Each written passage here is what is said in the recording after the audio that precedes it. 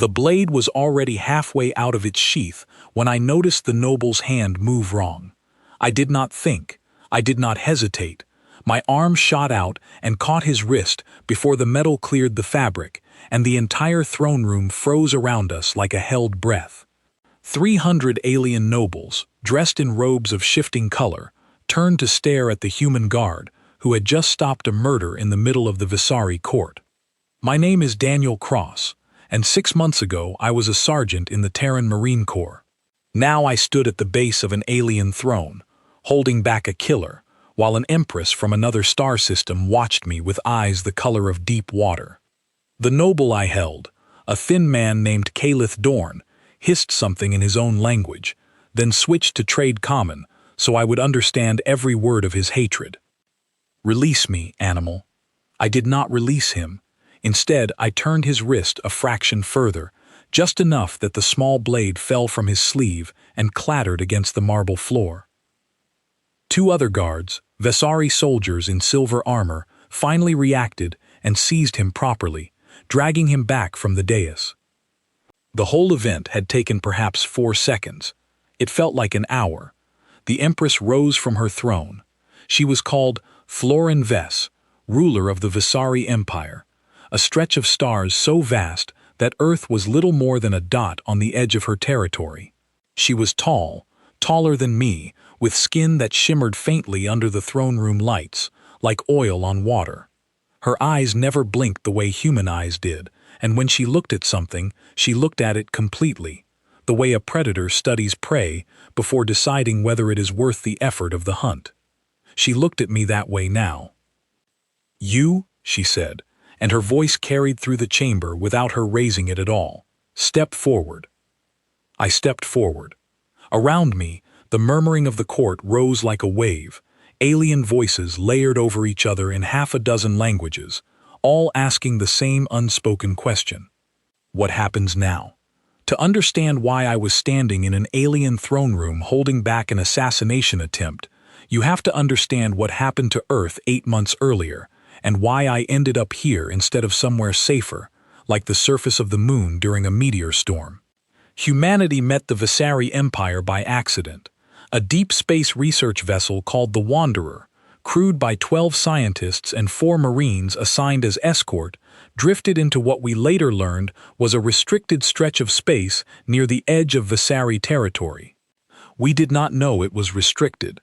There were no signs. There were no beacons. There was simply an empire larger than anything humanity had ever imagined, and we had wandered into its front yard without an invitation. The Visari response was not violent, which surprised us. It was worse than violent in its own way. It was total. Within hours, 6 Visari warships surrounded the Wanderer, disabled every system on board without firing a single shot, and towed the ship to a nearby outpost. Humanity's first contact with an alien civilization was not a battle. It was an arrest. What followed was 8 months of negotiation between Earth's governments and the Visari Empire, conducted entirely on the Empire's terms, because the Empire held every card and Earth held none. We learned, painfully and quickly, that the galaxy was not empty and waiting for us to claim it. It was already full, and most of it did not care that we existed. The treaty that finally emerged from those negotiations was not generous. Earth was designated a protected minor territory, a polite term for a species too weak to be left alone, but not worth conquering outright. As part of the settlement, Earth agreed to provide a rotating contingent of soldiers to serve within the Visari court, officially as honor guards, unofficially as insurance. If Earth ever caused trouble, the Empire would already have hostages inside its own walls. I volunteered for that first contingent. Some of the men and women who signed up for it did so out of desperation, or duty, or the simple fact that a soldier's paycheck from the Terran government looked very different once you added 6 zeros for hazard pay in alien territory. I signed up because I did not like the idea of anyone else standing in my place while I stayed home and did nothing. There were 9 of us in the first contingent. I was the only one assigned directly to the Empress herself, which the recruiters told me was either a great honor or a great danger, and possibly both at once. The training before deployment was strange. Terran Guard Corps officers, working from the fine print of the treaty, drilled us not just in combat, but in the specific legal protections buried inside the agreement. Most of us assumed we would never need them. Diplomatic treaties are full of clauses nobody expects to matter. One clause mattered more than any of us guessed. It stated that any Terran soldier serving in an official guard capacity within Visari territory would remain, at all times while on active duty, in a posture of readiness. Not submission, readiness. The treaty's authors, tired negotiators working 18-hour days trying to save what little dignity Earth had left, had fought for that single word and won it, mostly because the Visari delegation assumed it was meaningless decoration. It was not meaningless. It meant that a Terran guard, while on duty, could not be ordered to kneel, bow, prostrate, or otherwise lower themselves in a way that compromised their ability to react to a threat.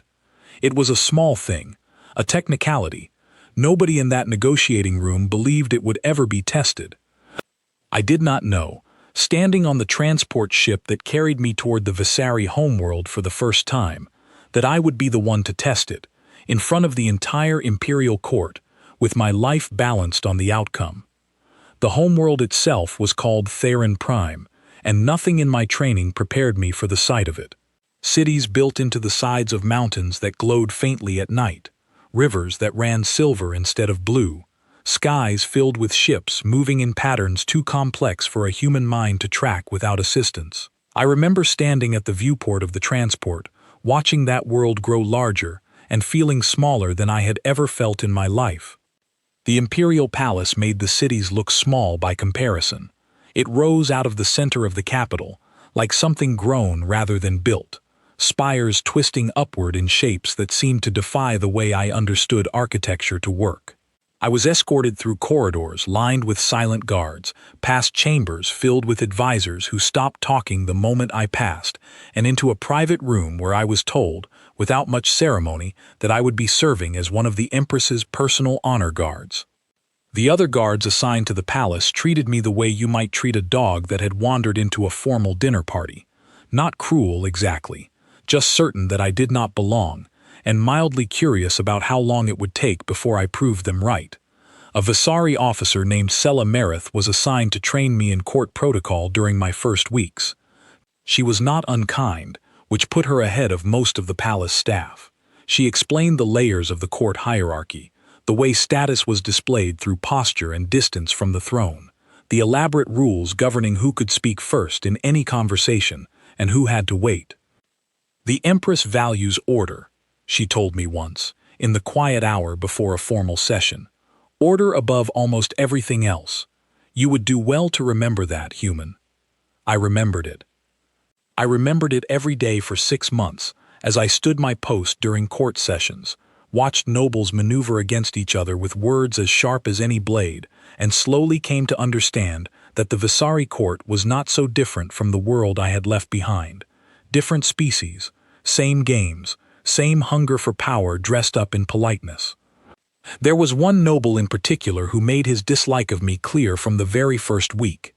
Calith Dorn held a minor seat in the court, a distant cousin of some noble house that had lost most of its influence generations ago, and he seemed determined to rebuild that influence by making himself the loudest voice against the presence of human guards in the palace.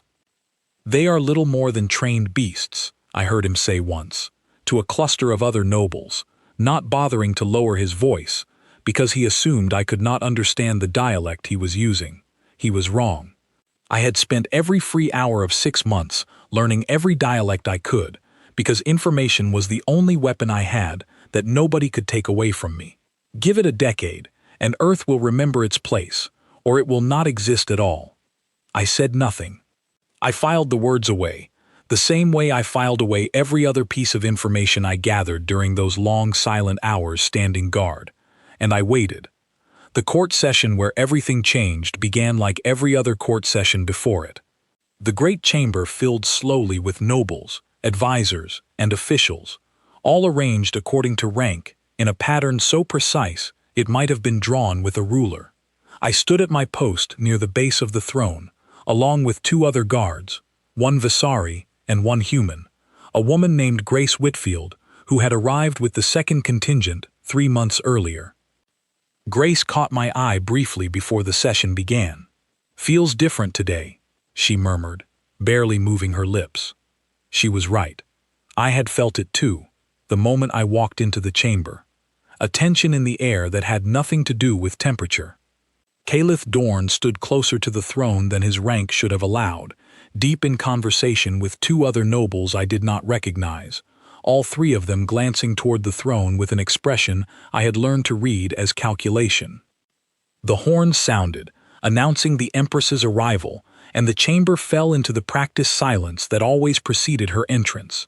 Every noble, every advisor, every guard except the ones bound by treaty exception, prepared to kneel the moment she crossed the threshold. I did not kneel. I never had.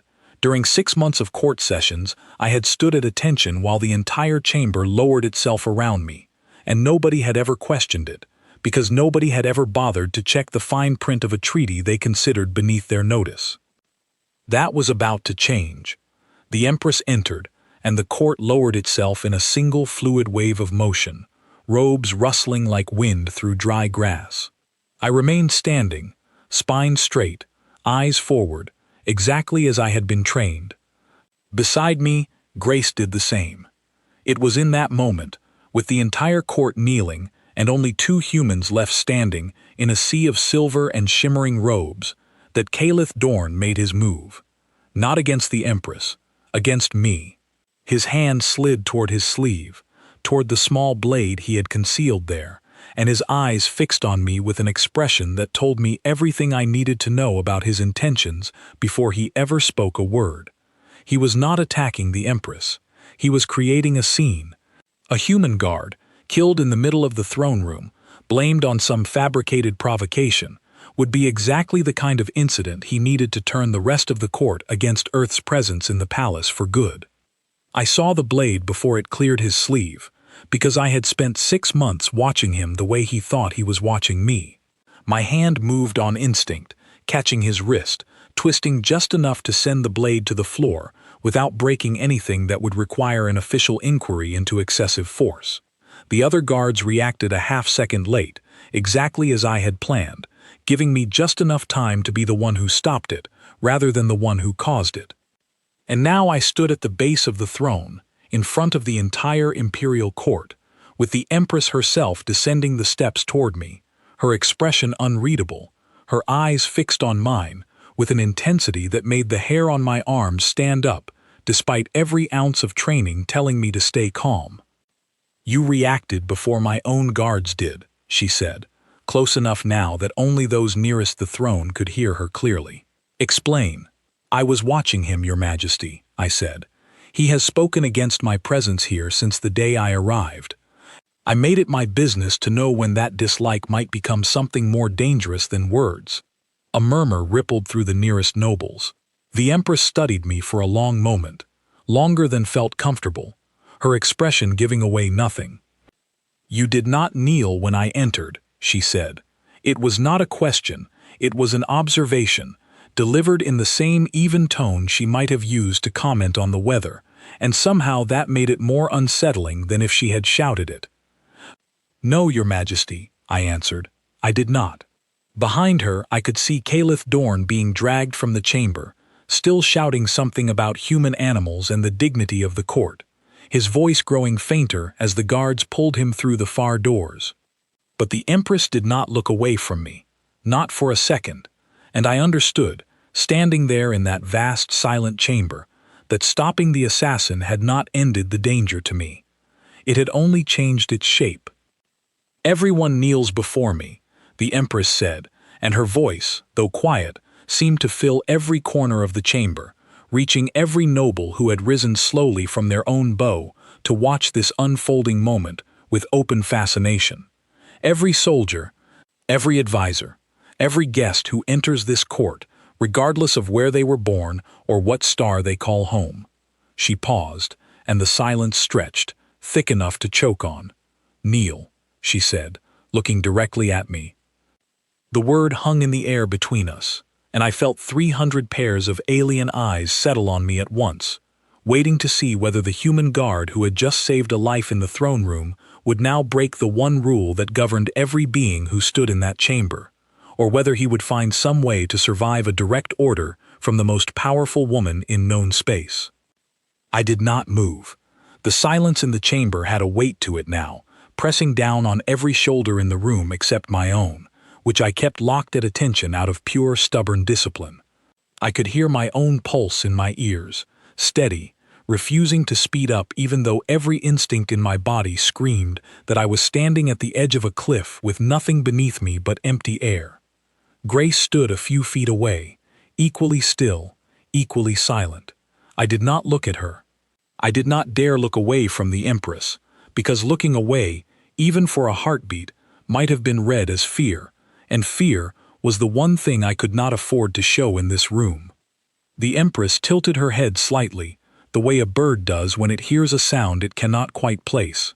It was the first crack in her composed expression since she had descended the throne steps, and it told me something important. She had not expected this. In 6 months of court sessions, she had never once ordered me to kneel, because she had never needed to. Now, in front of every noble who mattered in the empire, she had given a direct command, and I had not obeyed it. "You understood me," she said. "It was not a question, but I answered it anyway. I understood you completely, Your Majesty. And yet you remain standing." Yes. A ripple of sound moved through the court, hundreds of voices dropping into whispered conversation all at once, like wind moving through a field of tall grass. I caught fragments of it. Insolence, disrespect. Kill him now and be done with the whole embarrassing arrangement. I kept my eyes forward and did not react to any of it, though every word landed somewhere deep in my chest and stayed there. Near the edge of the dais, I saw an older Visari official step forward, robes marked with the deep blue that signified a seat on the Empress's inner council. I recognized him from previous sessions. His name was Vantor Elise, and he had never once spoken directly to me in 6 months, though I had heard him speak plenty about humans when he thought none of us were listening. "Your Majesty," Vantor said, bowing low before straightening again, "this is precisely the arrogance I have warned the council about. These creatures were brought into our court as a courtesy, a gesture of mercy toward a weaker species, and they repay that mercy with defiance in your very presence. I urge you to make an example of him, now, before this insult spreads further than these walls." Several other nobles murmured agreement, a wave of nodding heads and rustling robes that seemed to build momentum with every passing second. I felt the temperature of the room shift, the way a crowd can turn from curious to hostile in the space between one breath and the next. The Empress raised a single hand, and the murmuring died instantly, as if someone had cut the sound from the room with a blade. "I did not ask for your counsel, Vantor," she said, without looking at him. Her eyes remained fixed on me. "I asked the human a question, and I intend to receive his full answer before anyone in this chamber decides what should happen to him." Vantor bowed again, lower this time, and stepped back into the crowd, though I could feel his eyes still burning into the side of my face. The Empress descended the final step and stood directly in front of me, close enough now that I could see the faint patterns shifting beneath the surface of her skin, patterns that I had learned, during my 6 months in the palace, could reveal something of a Visari's emotional state to those trained to read them. I was not trained to read them. I only knew that the patterns were moving faster now than I had ever seen them move before. "You saved a life in my court today," she said, quiet enough now that only those closest to us could hear. "My guards were slow. You were not. For that, I owe you a measure of gratitude, whether or not the rest of this chamber approves of the debt." She paused, and something in her expression shifted, hardened, the gratitude folding itself away behind a mask of authority once more. "I have ruled this empire for 40 cycles, human. In that time, every soldier who has ever served in this chamber, from the highest general to the lowest recruit, has knelt before me without question, without hesitation, and without the audacity to stand and stare at me as though I were an equal to be negotiated with rather than an empress to be obeyed.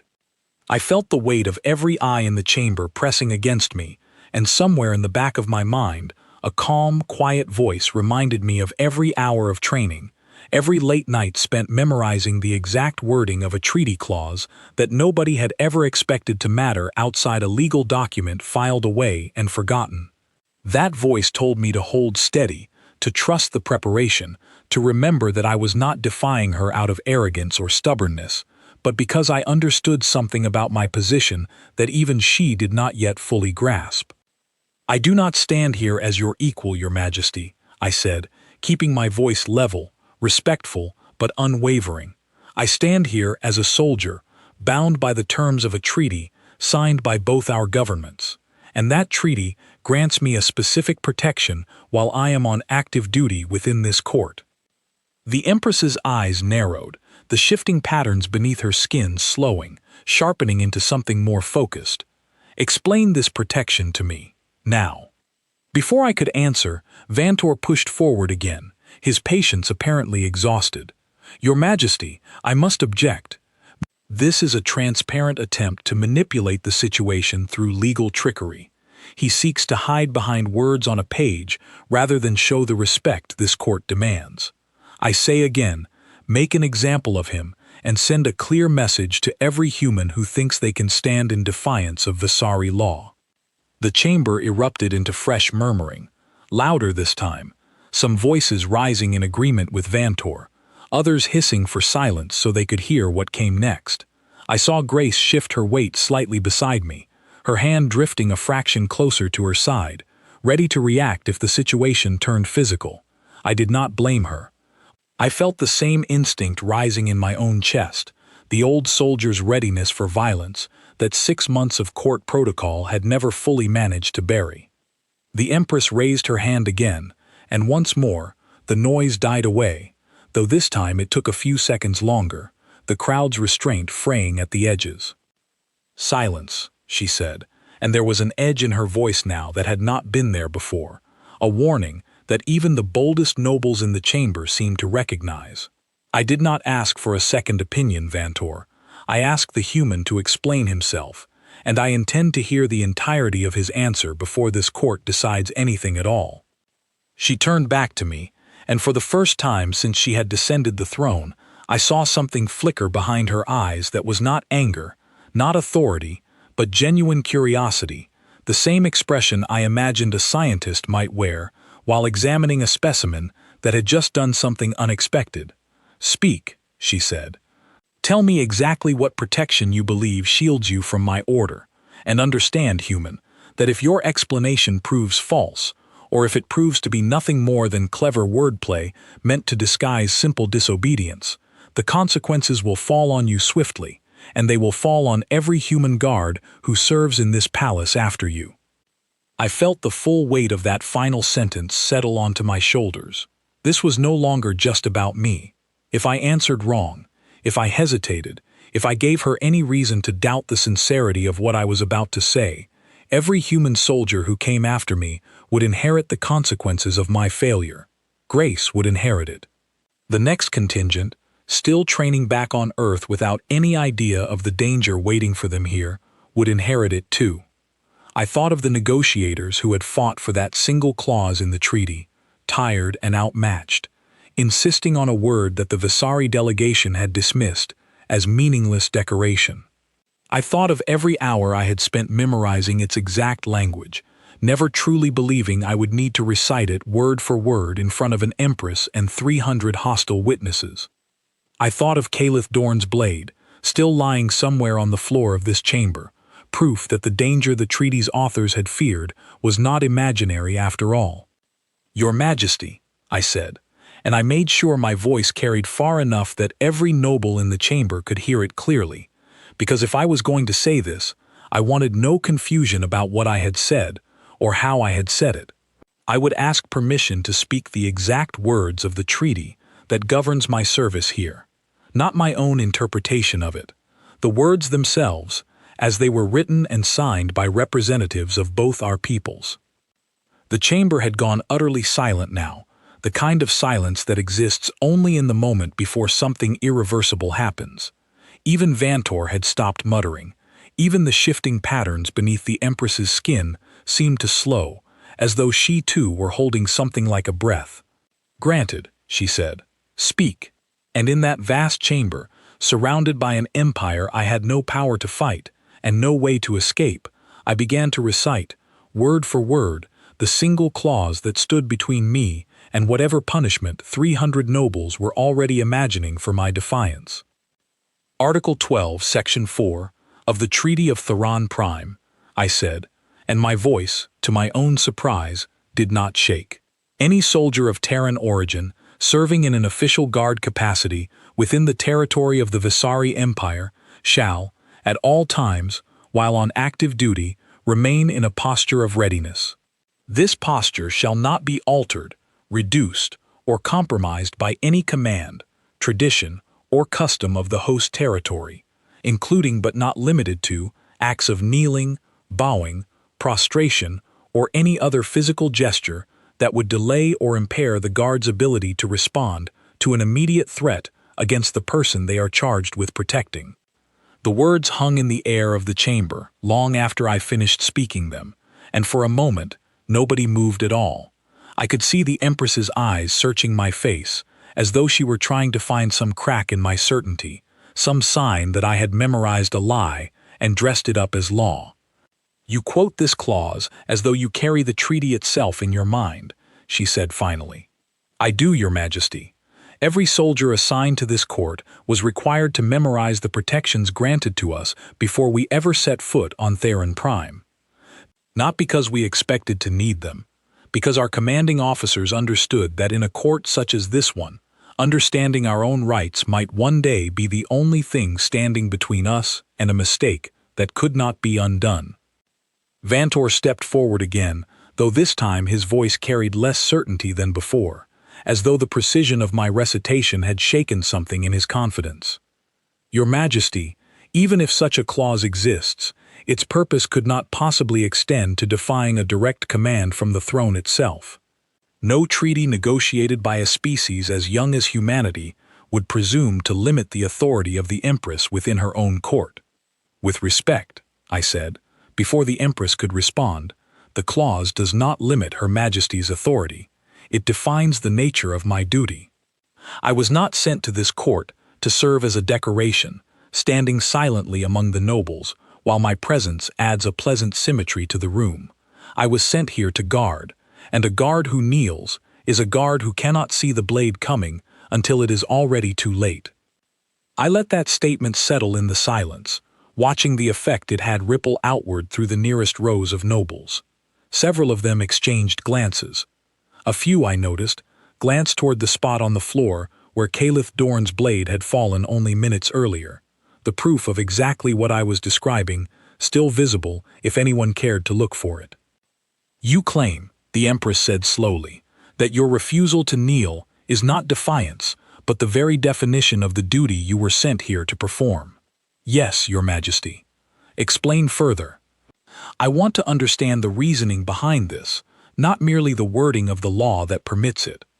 I took a breath, aware that every word I chose now would either strengthen or destroy whatever fragile advantage I had built with the treaty's exact language. This was no longer a matter of reciting a clause. This was a matter of making an Empress, raised in a culture that valued submission as the highest form of respect, understand a concept that ran in the opposite direction entirely. "In my culture, Your Majesty, kneeling is a gesture of trust," I said. "It says, I believe myself safe enough in your presence to lower my guard, to make myself vulnerable, because I trust the one before me to do me no harm. It is a beautiful gesture, and I understand why your court values it so deeply, but it was never meant to apply to those whose entire purpose is to remain vigilant on someone else's behalf. A guard who kneels is not showing trust. He is failing the very trust that has been placed in him." I paused, choosing my next words with care. "When your court kneels before you, Your Majesty, they honor you by making themselves briefly vulnerable in your presence, trusting that you will not use that vulnerability against them. That is a gift, freely given, and it means something precisely because it carries a small risk. But my duty here is not to give you that gift. My duty is to ensure that nothing in this chamber can ever harm you while I stand watch, and I cannot do that with my knee against the floor and my eyes turned downward. If I had knelt when you entered this chamber today, exactly as tradition demands, I would not have seen Caliph Dorn's hand move toward his blade. The consequences of that failure would not have been mine alone to bear. The silence that followed was different from the silence before. I could feel it, the shift in the room, the way the air itself seemed to change in weight. Even Vantor, who had been quick to demand my punishment only minutes earlier, said nothing now, his eyes fixed on the empty stretch of floor where the blade had fallen. The Empress studied me for a long moment, and I watched the patterns beneath her skin slow, then settle into something steadier than the rapid shifting they had shown before. When she finally spoke, her voice had lost some of its earlier edge, though it had not lost any of its authority. You are suggesting that my own tradition, the very gesture my court has performed for thousands of cycles, is a weakness rather than a strength. No, Your Majesty, I said carefully. I am suggesting that different duties require different gestures of respect. Your nobles show you respect by kneeling, because their purpose in this chamber is to honor you, to advise you, to serve your court through counsel and presence. My purpose is different. I show you respect by remaining exactly as I was contracted to be, standing, watching, ready to place myself between you and any danger that enters this room. If I abandon that purpose to perform a gesture that was never meant for someone in my position, I would not be honoring you. I would be failing the one task your own empire required of Earth when it demanded we send guards to your court in the first place. A murmur rose through the chamber again, but it was quieter now, less hostile, more thoughtful, the sound of hundreds of nobles reconsidering a situation they had been certain about only moments before. I risked a glance toward Grace, and saw that she had not moved from her position, her expression unreadable, though I thought I caught the faintest suggestion of pride in the set of her jaw. You speak with great confidence for a soldier facing possible execution, the Empress said, and there was something new in her voice now, something that almost sounded like amusement, though it was buried deep beneath layers of practiced authority. I speak with confidence, Your Majesty, because I have told you nothing but the truth, and because I believe an Empress who has ruled for 40 cycles values truth spoken plainly over flattery dressed up as respect. The words left my mouth before I fully considered how bold they were, and for a moment I feared I had pushed too far, that I had crossed some invisible line between honest explanation and open insolence. The chamber seemed to hold its breath along with me, waiting to see how she would respond to a human soldier telling her, in front of her entire court, that he trusted her judgment more than he feared her power. The Empress was silent for a long moment. Then, slowly, deliberately, she turned away from me and faced the assembled nobles, her voice rising to fill the chamber once more. This human soldier stood his ground today, not once, but twice. First against a blade meant to spill blood in my own court, and second against the weight of my direct command, delivered before every noble house that matters in this empire. Many of you expected me to have him executed on the spot for his defiance. Some of you, I suspect, still believe that would be the correct response. She let the silence stretch, and I felt every eye in the chamber shift briefly toward Vantor, whose expression had gone carefully neutral. But I did not become Empress of this territory by punishing those who tell me the truth, even when that truth is inconvenient, even when it forces me to reconsider traditions I have never before questioned.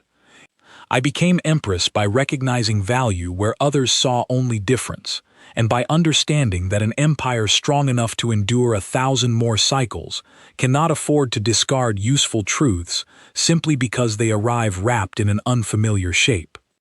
She turned back to me, and for the first time since she had descended the throne, something like warmth flickered across her expression, quickly hidden again beneath the mask of authority she wore in every public moment. "You will not kneel before me, human," she said, loud enough for the entire chamber to hear. "Not today. Not on any day you serve as my guard.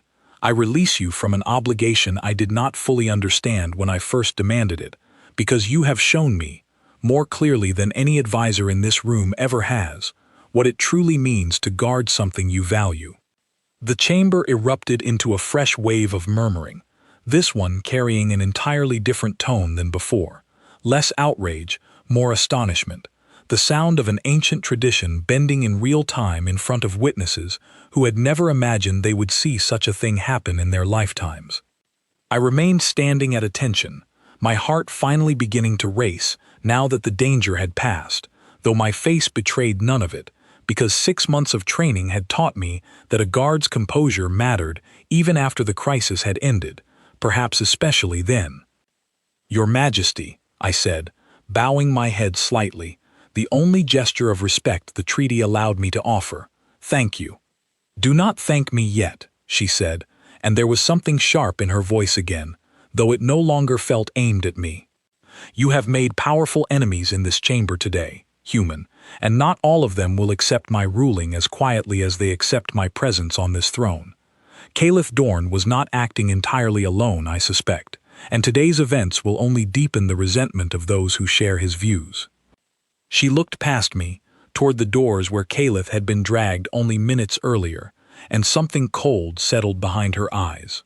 "This is not finished," she said quietly, almost to herself. "But for today, you have earned the right to remain standing in my court, and I intend to make certain every soul in this chamber understands exactly why." The court was dismissed within the hour, the nobles filing out in clusters, whispering among themselves in tones that ranged from disbelief to open fascination. I remained at my post near the throne, along with Grace, until the last of the crowd had emptied from the chamber, leaving only a handful of guards and advisors behind. It was then that the Empress summoned me for a private audience, a request that surprised me almost as much as her ruling had surprised the court. I had never once, in 6 months of service, been called to speak with her outside the formal structure of a public session.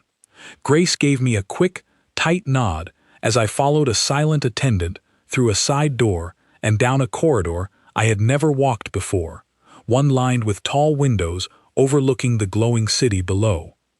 The private chamber I was led to was smaller than the throne room, but no less impressive, its walls lined with artifacts I did not recognize, relics collected across a reign that spanned 40 cycles.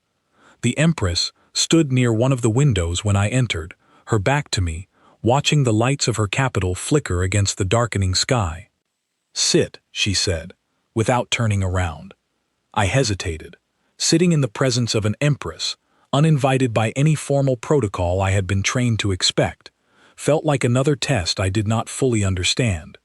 But she had ordered it directly, and so I lowered myself into the chair she had gestured toward, watching her carefully. "You are wondering why I asked you here," she said, finally turning to face me. The mask of public authority had softened somewhat, replaced by something more measured, more thoughtful. "Yes, Your Majesty. I did not order you to kneel today because I expected obedience," she said. "I ordered it because I needed to know something about your people that no report, no ambassador, and no treaty document could tell me with certainty." I frowned slightly, and she must have seen the confusion in my expression because she continued before I could ask. "For 8 months, my advisors have argued endlessly about the value of the arrangement your government proposed. Some believe humans make useful additions to the court, proof of the empire's reach and mercy toward lesser species. Others, Vantor among the loudest, believe your people are an unnecessary risk, unpredictable, poorly understood, and impossible to trust with any real responsibility. He has petitioned 3 times this cycle alone to have all human guards removed and replaced with Visari soldiers, loyal only to established custom." She walked slowly across the room, her steps unhurried, deliberate, the way I imagined a general might pace while explaining a battle plan to a subordinate who had earned the right to hear it. "I needed proof, one way or the other, of what your people are truly made of. Not proof of skill in battle. I had already seen that today, when you stopped Caliph Dorn before my own guards even registered the threat. I needed proof of something rarer, loyalty that holds firm even when the cost of holding firm might be your own life." I sat in silence for a moment, absorbing what she was telling me, the pieces of the day rearranging themselves in my mind into a shape I had not expected. "You engineered the order," I said slowly, knowing I might refuse it. "I suspected you might," she said. "I had watched you for 6 months, human. I have watched every guard who has ever served in my court, and few of them carry themselves the way you do, with a stillness that comes from certainty rather than fear. I gambled that a soldier who moved to stop an assassin's blade before his own commanding officers even reacted would not simply abandon his post to satisfy a tradition he did not believe applied to him. And if I had knelt?" The question left my mouth before I fully considered whether I wanted to hear the answer. The Empress studied me for a long moment before responding. "If you had knelt without protest, I would have known that your loyalty to duty bends the moment real pressure is applied, and I would have recommended to my council that the Human Guard program be quietly dissolved within the cycle. Kind but ultimately unreliable creatures, better suited to observation from a distance than genuine trust within these walls." I felt a chill settle over me, understanding now the full weight of what had happened in that chamber. It had never been a simple test of obedience. It had been a test of Earth itself, conducted through me, with the fate of every human soldier who might ever serve in this palace resting on how I chose to respond to a single command. "You put a great deal of weight on one soldier's shoulders, Your Majesty," I said carefully. "I did," she admitted, without apology, "but I do not regret it. An empire is built on countless small moments where trust is either earned or broken, and today, in front of every noble house that matters, you earned something for your people that no treaty, no negotiation, no formal agreement could have secured. You earned proof." She returned to the window, looking out over the city once more, and when she spoke again, her voice carried a weight I had not heard from her before, something closer to genuine reflection than performance. "Caliph Dorn's attack today was not a random act of malice," she said. "My investigators have already begun questioning him, and what they have learned troubles me more than I expected. He was not acting entirely alone. There are others within my court, minor nobles mostly, who believe the human presence here threatens the old order they wish to preserve. They see your people as a symbol of change they are unwilling to accept, and Caliph Dorn was simply the boldest, or perhaps the most foolish among them." I thought of the blade falling from his sleeve, the calculated look in his eyes, as he prepared to create exactly the kind of incident that would have justified everything his allies wanted. "He intended to kill me," I said, "and blame it on some fabricated provocation." "Yes," she said, "and had he succeeded, I suspect the resulting outrage would have been carefully directed, not toward him, but toward the entire Human Guard program, framed as proof that your people cannot be trusted within these walls without incident. It would have given his allies exactly the justification they needed to demand your removal, perhaps permanently." The scale of the conspiracy settled over me slowly, each new detail adding weight to a picture far larger than the single moment of violence I had interrupted in the throne room. This had never been about one bitter noble and his personal grudge. It had been a calculated attempt to unravel an entire diplomatic arrangement, built on a single act of violence designed to look like chaos rather than strategy. "What happens to him now?" I asked. "He will face judgment according to Visari law," the Empress said. "The punishment for attempted assassination within these walls is severe, and I do not intend to show him mercy simply because his target was human rather than Visari. Some among my court will argue that his crime matters less because of who he intended to harm. I will not permit that argument to stand." There was something in the firmness of her voice that told me this was not simply diplomatic posturing.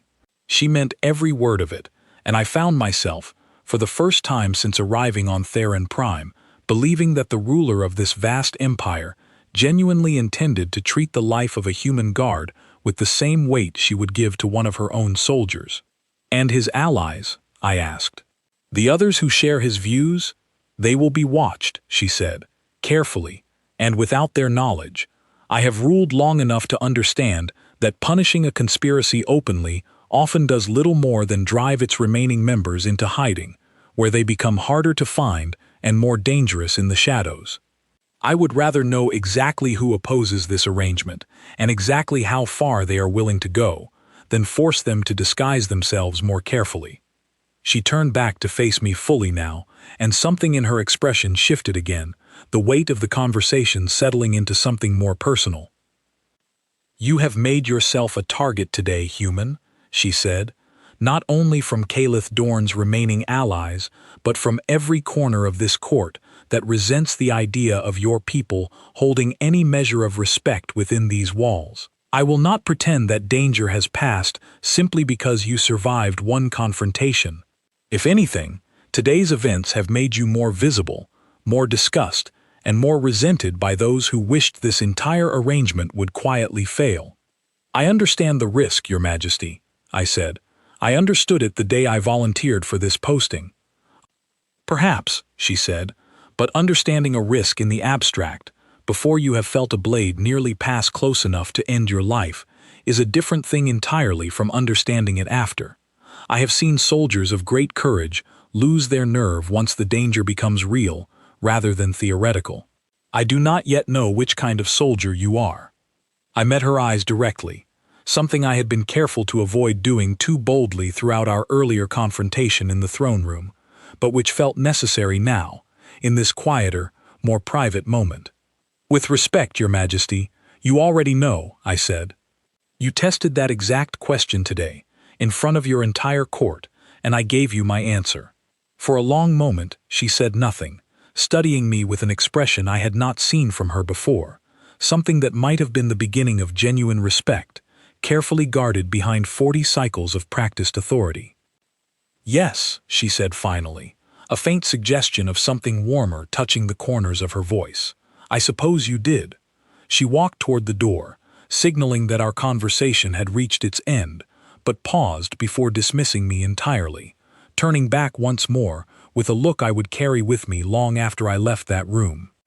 "Tomorrow, I intend to make an announcement to the full court," she said, "one that I suspect will please some of my advisors, far less than today's ruling already has. I would advise you to be present for it, human. I believe you will find it relevant to your future within these walls." She said nothing more, leaving me to wonder, as I made my way back through the palace corridors toward my quarters, exactly what kind of announcement could possibly follow a day that had already reshaped the position of every human guard serving in the Visari court. I did not sleep that night. I lay in my quarters staring at the ceiling, replaying every second of the day in my mind, the blade falling from Calith Dorn's sleeve, the silence of the chamber when I refused to kneel, the weight of the Empress's private confession about the true purpose behind her test. Somewhere past midnight, a soft knock interrupted my thoughts, and I opened the door to find Grace standing in the corridor, still in uniform, her expression tight. "You should see this," she said, holding out a data slate. The message on the screen was brief, intercepted by palace security from an encrypted channel used by minor noble households. It named no one directly, but the meaning was clear enough to anyone who had spent the day watching Calith Dorn's allies exchange glances across the throne room. The message spoke of finishing what had been started, of ensuring that today's failure would not be repeated, and of a gathering planned for the following morning, before the Empress's announcement could be made public. "They're not done," I said quietly. "No," Grace agreed, "and if they're planning something before the announcement, that means whatever she's about to say tomorrow scares them enough to act now, while there's still time to stop it." We spent the remaining hours before dawn alerting palace security, working alongside the same Visari guards who had, only a day earlier, treated me with barely concealed contempt. Something had shifted in how they looked at me now, a grudging respect mixed with wary curiosity, the kind reserved for someone who has proven himself dangerous in ways they had not expected. The morning of the announcement arrived, with the throne room filled to capacity, every noble house represented, every advisor present, the air thick with anticipation, after a night during which rumors of yesterday's confrontation had spread through every corner of the palace. I stood at my post beside Grace, both of us more alert than usual, watching the crowd for any sign of the threat we had intercepted hours earlier. I did not have to wait long to find it. Near the eastern entrance, partially hidden behind a cluster of minor nobles, I spotted a figure moving with deliberate slowness toward the dais, his robes arranged to conceal something bulky at his side. I recognized him from the previous day, one of the two nobles who had stood close to Caliph Dorn in quiet conversation before the assassination attempt. I caught Grace's eye and gave the smallest possible signal, a shift of my chin toward the eastern entrance. She saw it immediately, her hand drifting toward her weapon without drawing attention from the surrounding crowd. The horns sounded, announcing the Empress's arrival, and the chamber began its familiar wave of kneeling, robes rustling across the marble floor. I remained standing, as always, my eyes fixed not on the throne but on the figure near the eastern entrance, watching his hand move toward the concealed weapon at his side the moment the crowd's attention shifted toward the Empress. I moved before he could clear the weapon from his robes, closing the distance between us faster than any Visari guard could have anticipated from a human frame they had spent months underestimating. I caught his wrist exactly as I had caught Caliph Dorn's the day before, twisting hard enough to force the weapon from his grip, and this time Grace was already at my side, securing him before he could call out to whatever allies remained scattered through the crowd. The chamber erupted into chaos, gasps and shouts rippling outward from the eastern entrance as guards converged on the scene. The Empress rose from her throne, her voice cutting through the noise with practiced authority. "Silence!" The chamber obeyed instantly, the same trained response I had witnessed the day before, though this time the tension in the air carried a different quality, closer to fear than curiosity. "It seems," the Empress said, her eyes finding mine across the chamber, "that yesterday's lesson was not learned quickly enough by everyone in this court." The captured noble was dragged away, shouting protests that grew fainter as the doors closed behind him, and the chamber slowly settled back into something resembling order, though the undercurrent of tension remained, thick enough to feel against my skin. The Empress descended from the throne once more, this time walking directly to where I stood, close enough that her next words carried to every corner of the silent chamber. "Twice now," she said, "in the span of 2 days, a human guard has stood between violence and this court, while soldiers born and trained within my own empire reacted a step too slowly to matter. I have spent the night considering what this means, and I have reached a decision I intend to make clear to every soul present today." She turned to address the full chamber, her voice rising with the weight of formal proclamation. "Effective immediately, the Human Guard program established under the Treaty of Theron Prime will not only continue, it will expand. Every contingent of human soldiers who serves within these walls will be granted the same protections tested and proven yesterday, without exception, without further debate, and without the need for any future soldier to recite treaty clauses in defense of rights that should never have been questioned in the first place." A murmur passed through the chamber, quieter than the outrage of the previous day, closer to reluctant acceptance mixed with genuine astonishment at the scale of what she was announcing. "Furthermore," she continued, "I am establishing a new position within the Palace Guard, one that has not existed in this court for over 100 cycles. Captain of the Guard, answering directly to the throne, responsible for the safety of every soul who walks these halls, from the lowest servant to the Empress herself." She turned back to me, and I felt the full weight of 300 pairs of eyes settle on me once more, though this time the atmosphere carried none of the hostility from the day before.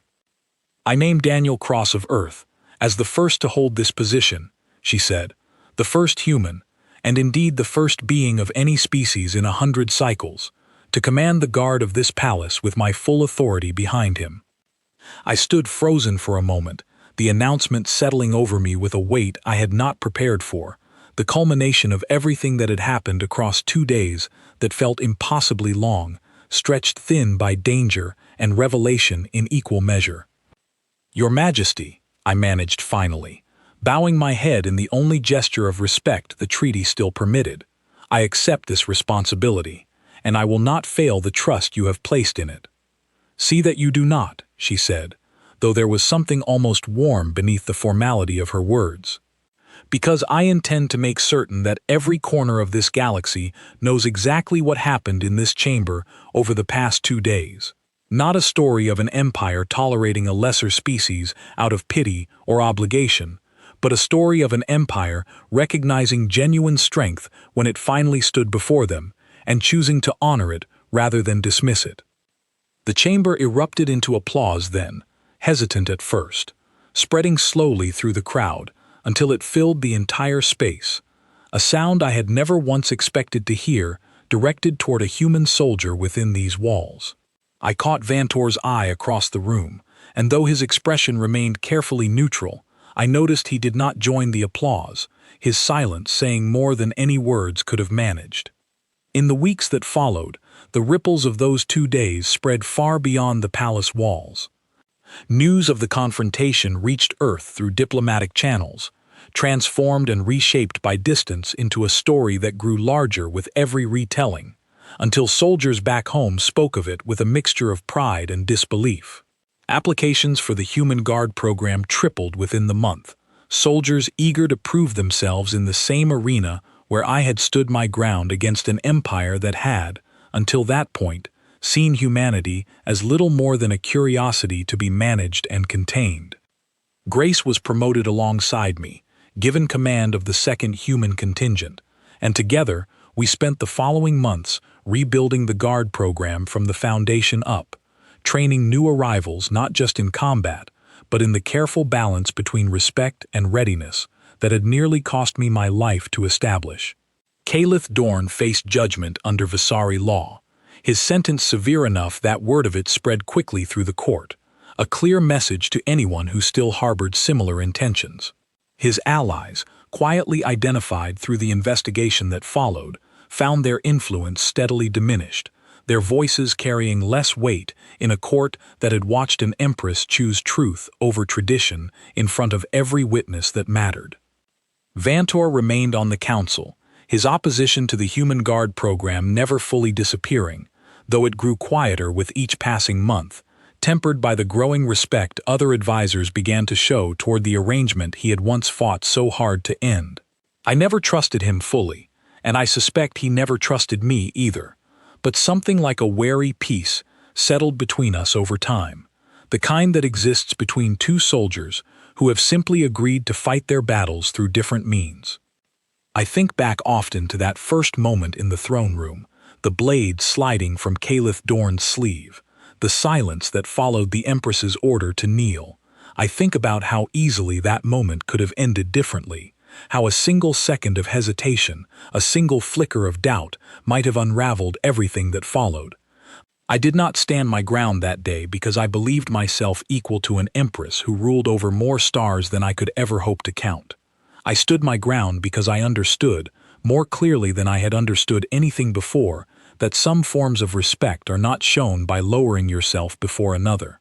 Some forms of respect are shown by remaining exactly what you were called to be, steady, watchful, and unwilling to abandon your post even when the cost of holding it might be everything you have. Humanity did not earn its place among the stars by kneeling before those who ruled them. We earned it by staying standing, in a chamber full of strangers, when every voice around us expected we would break. I have served as captain of the guard for 2 years now, and not a single day has passed without some reminder of how close that first confrontation came to ending in an entirely different result. But I do not regret the risk. I would make the same choice again, without hesitation, because some truths are worth more than the safety of staying silent, and some moments, however brief, end up defining everything that comes after them. The Empress still tests those who serve beneath her, in ways both large and small, because that is the nature of ruling an empire built on centuries of careful tradition. But she has never again ordered a human guard to kneel, and every soldier who arrives from Earth now understands, from their very first day in this court, exactly what it means to stand their ground in a place that once believed we were incapable of doing so. We were never incapable, we were simply waiting for the moment that would prove it, and I was fortunate enough, or perhaps simply stubborn enough, to be standing there when that moment finally arrived.